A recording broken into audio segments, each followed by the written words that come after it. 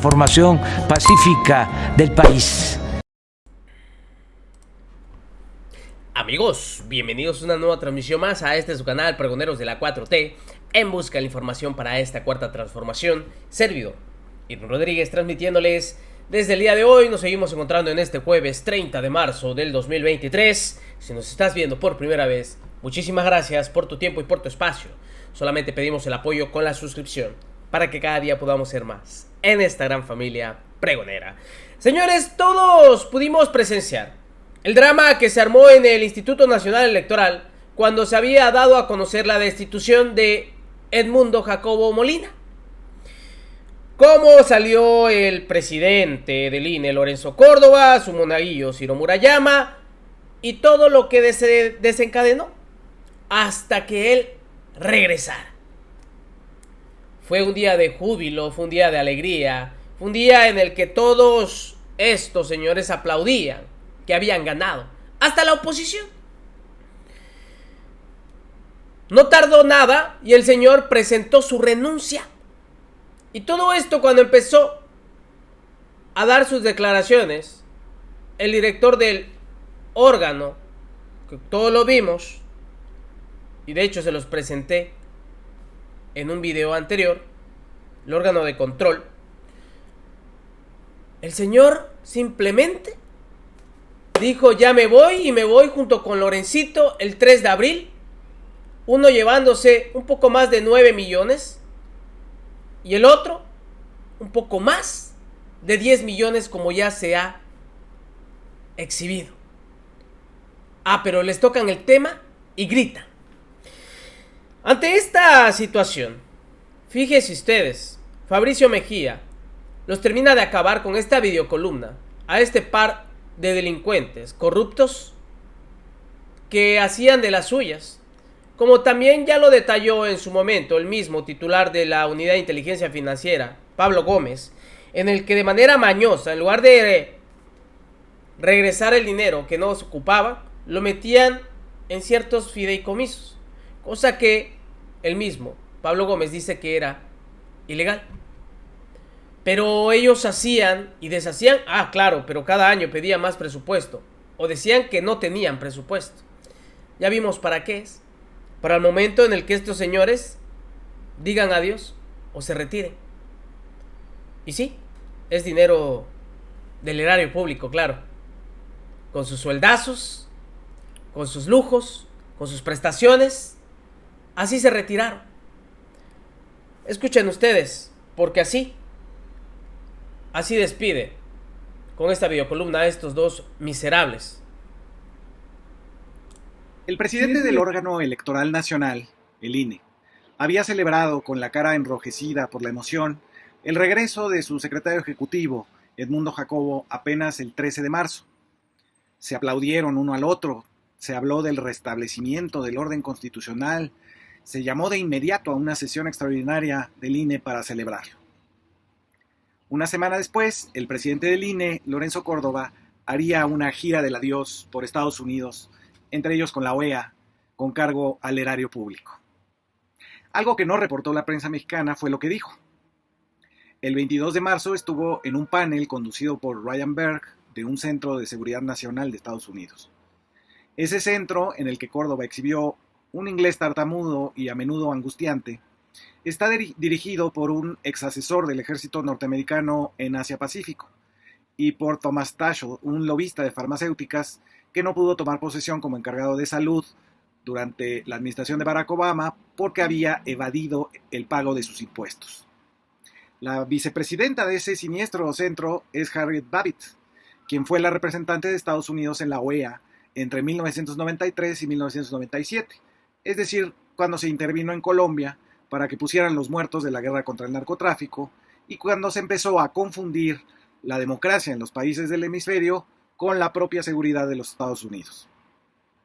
Lorenzo se sentó al lado de un ex empleado del Departamento Antinarcóticos del Departamento de Estado, el salvadoreño Máximo Saldívar, quien hizo aseveraciones indemostrables sobre la baja en la popularidad de Andrés Manuel López Obrador y expresó sin miedo al desmentido que el presidente había decidido asaltar al INE después de que la revocación de mandato tuvo baja participación ciudadana. Una tal Débora Ulmer, que presentaron como de un Instituto Nacional Democrático, enunció medidas de intervención para presionar para que no se aprobara el Plan B del Congreso de la Unión Mexicana. Sin miedo al imperialismo prepotente, planteó ejercer presión internacional, es decir, de los gringos, sobre la Suprema Corte de Justicia. Al ser interrogado sobre esa posibilidad, Lorenzo trastabilló, balbuceó en las profundidades de las dificultades lingüísticas y terminó por aceptar cierto nivel de intervención norteamericana en las elecciones mexicanas de 2024. Dijo: lo que pasa en nuestra democracia es nuestro problema sí y no. No quiero crear aquí una paradoja. Lo que la comunidad internacional tiene que hacer es crear una condición de exigencia. Saber que estamos siendo observados desde afuera es muy importante. No porque temamos una intervención extranjera, sino que es importante que nos observen. Su gira del adiós se convirtió en una pieza del injerencismo de Estados Unidos, al reunirse con ex empleados del Departamento de Estado y ex representantes de Estados Unidos en la OEA, y de su foto con Luis Almagro, el que propició el golpe de Estado contra Evo Morales en Bolivia. Justo cuando Lorenzo hacía su gira del adiós en Washington, un magistrado de la Suprema Corte, Javier Lainez, aprovechaba la noche del viernes 24 para madrugar con la suspensión del Plan B de la ley electoral que achicaba los salarios onerosos de 400 empleados del INE. Fue un madruguete por 3 razones. La primera es que no existen los amparos en materia electoral. La Constitución los prohíbe expresamente en su artículo 105. La segunda es que un magistrado no puede suspender una ley general, es decir, solo puede referirse al amparo que promueve el supuesto afectado.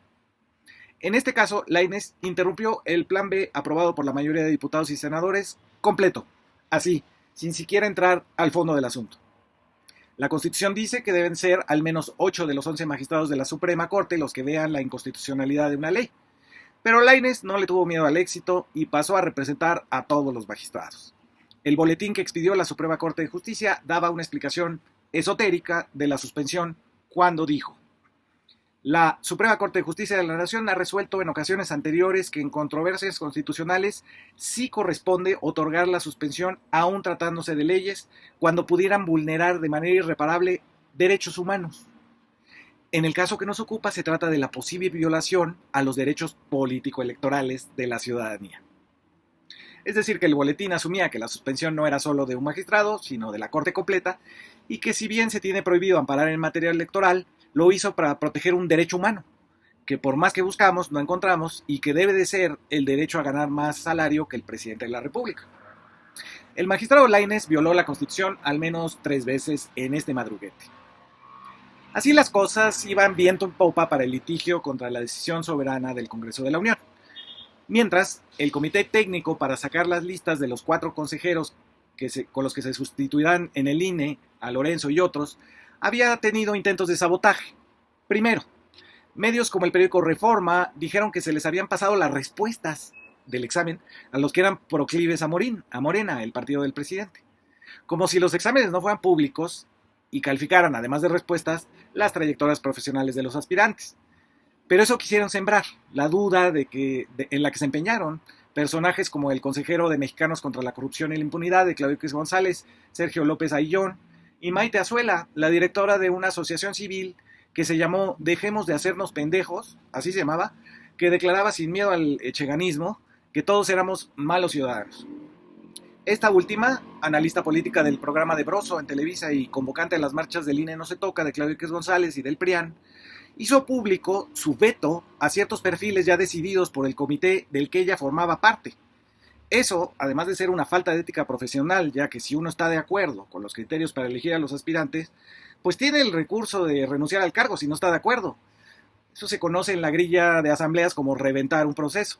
Eso fue lo que hizo Azuela al creerse con el derecho de vetar los criterios del comité de evaluación en cuyos procedimientos ella misma fue partícipe. Hay que recordar que la primera vez que se usó un comité para proponer consejeros fue cuando, sin que nadie protestara, el entonces IFE se la pasó más de un año sin poder completar sus cargos. Fue así que el secretario de Gobernación de Salinas de Gortari, Jorge Carpizo, decidió meter a Lorenzo Córdoba, a Sergio García y a María Marván. Entonces, nadie alegó que un criterio fuera, como lo hace ahora Azuela, el parentesco con alguien de un partido. Como ya hemos dicho antes, en 2003, no solo fueron designados miembros de partidos políticos, sino que tuvieron el respaldo del Bester Gordillo y de la Coparmex, como fue el caso del presidente Luis Carlos Ugalde y de Alejandra Latapí.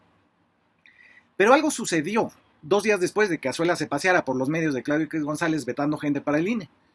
Edmundo Jacobo renunció a su cargo, que había costado una marcha del INE no se toca, las lágrimas de la senadora del Partido del Movimiento Ciudadano, Patricia Mercado, y la denuncia de la ruptura del orden constitucional y el aviso de que estábamos viviendo una dictadura.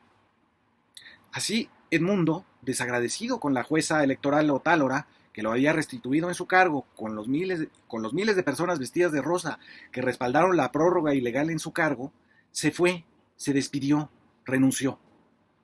Sus razones fueron redactadas tan de última hora que hasta repitió palabra por palabra el discurso que sobre él había dado el consejero Lorenzo Córdoba en aquellos memorables párrafos de que no se trataba de las personas, sino de la concepción del Estado mexicano, aquellas en que un despido se convirtió prácticamente en un estado de excepción.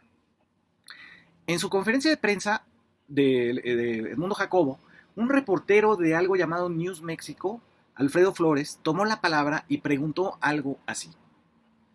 No tiene temor de una persecución porque vemos que Obrador a todos los que terminan una administración los persigue.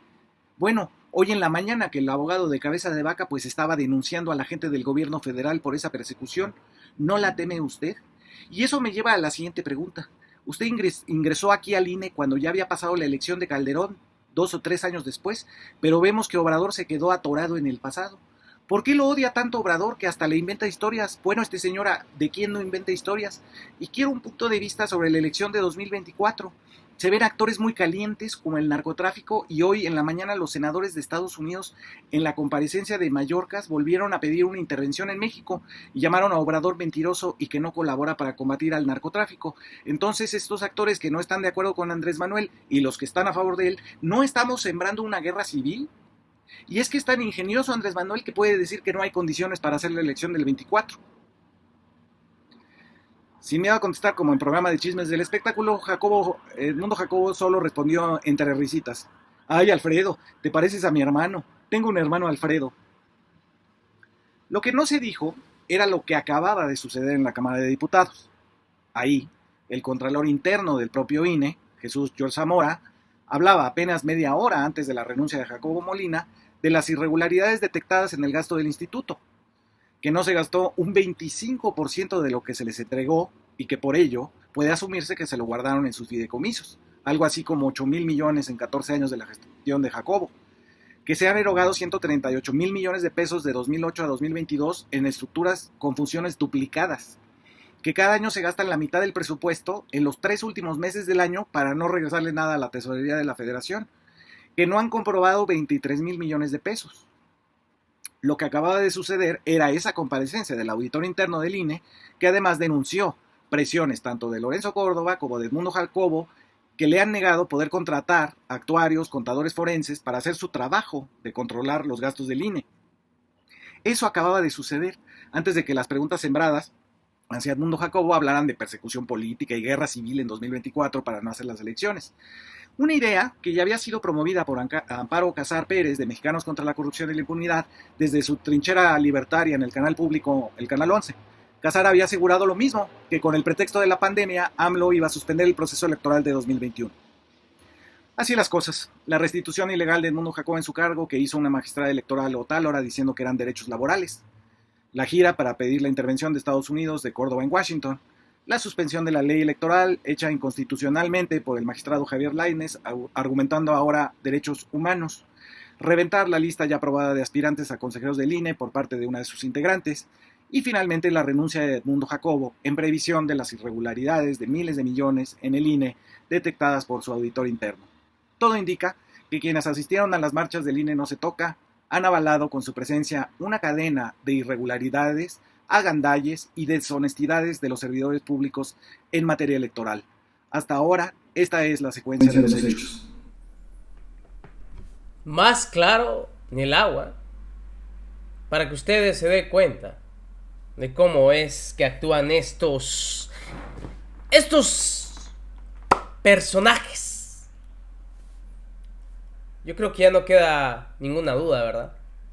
Nos vemos en una siguiente emisión, señores. Que siga pasando un agradable día. Servidor Irving Rodríguez transmitiéndoles desde su canal. Recuerden, estamos en busca de la información para esta cuarta transformación. Nos vemos. Hasta la próxima.